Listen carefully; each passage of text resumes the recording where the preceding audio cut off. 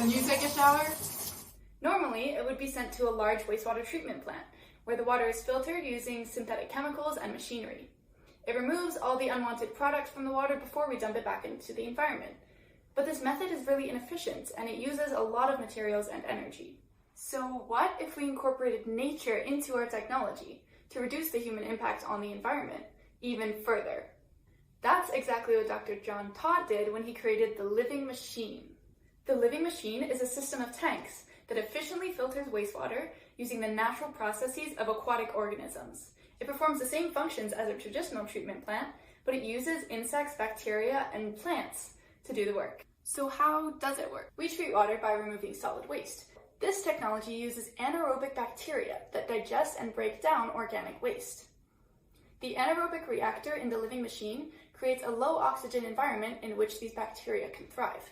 It often also has a net that can catch solid waste, consolidating a food source on which this bacteria can grow while they provide us a service. One tank in the living machine houses a rich little ecosystem with plants, insects, and microorganisms that contribute nutrient uptake. They absorb nutrients out of the water.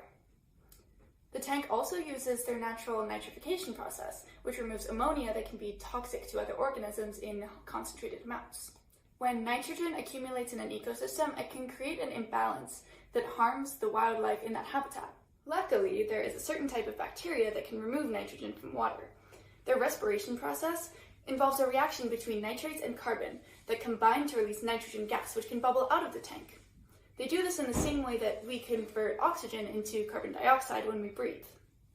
The carbon that they use in the respiration process is actually produced in another step of the living machine, so the system supports itself rather than using additional chemicals like methanol as a carbon source. As this technology pumps water through its series of tanks, it can recycle 90% of the inflowing water while using less land, less energy, and less money than traditional treatment methods. The coolest part is that it's modeled after wetland ecosystems that have natural filtering properties. The living machine has already been implemented in the US in really innovative buildings like the Oberlin College in Cleveland and the Corkscrew Swamp Sanctuary in Florida. It's also one of the many ways that we use organisms to benefit us. But this technology shows that we can use natural resources without creating waste to damage the environment and without exploiting those resources. The takeaway here is that if we integrate the natural environment into human technologies, we can create these mutually beneficial and sustainable innovations. When you take a shower?